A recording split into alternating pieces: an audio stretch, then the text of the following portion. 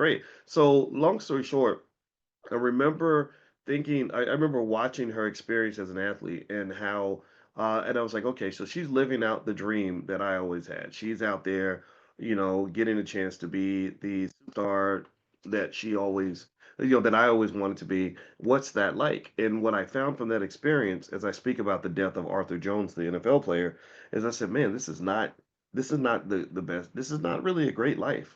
And it was stressful. Her schedule was just like click clank because she was a star of the track team and the volleyball team. Like she won the Ivy League championship in the high jump like 7 times, like between indoor and outdoor. Every year she'd win it, and it was easy for her because she was really a high level Division One athlete messing around in the Ivy Leagues. It was like literally like competing against third graders for her. And so I just kind of laughed it off. And I remember I was like, I'm not going to put any more pressure on her that she's already feeling because I'm proud of her for even sticking with this rigorous schedule. Because all year long, you're watching what you eat. You got all these appointments. You're physically exhausted all the time. And then you got to find a way to study and survive at Columbia University in your spare time. There's a lot of pressure on these athletes. And so my point in bringing all this up is that I really openly wonder if our athletic ability as Black people is a gift or a curse.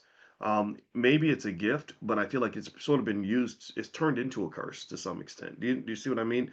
Like you kind of you have so many of these athletes like the Arthur Joneses of the world. So Arthur Jones goes to the NFL and he gets to play for the Baltimore Ravens and they win a Super Bowl. I mean, what bigger dream can you have than that? I mean, that's amazing, right? You won a Super Bowl. That's the best, absolute best that the NFL can ever offer you. You can't do better than a Super Bowl. Well, now he's dead. He doesn't get to live his 40s. He's going to miss his 50s, his 60s, his 70s, and maybe his 80s, right?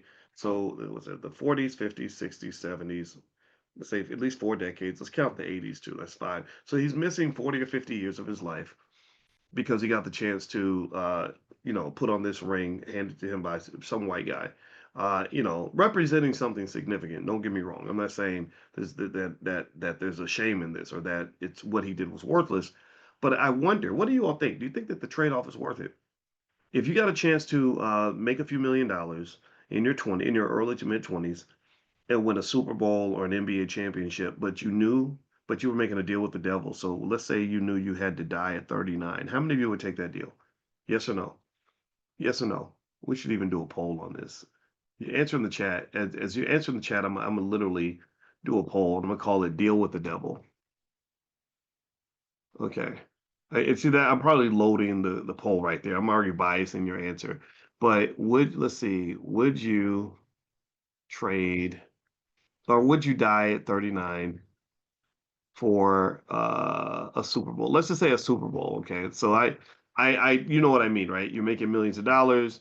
You're really famous.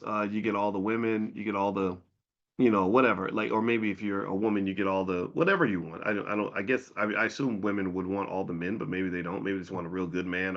I don't know.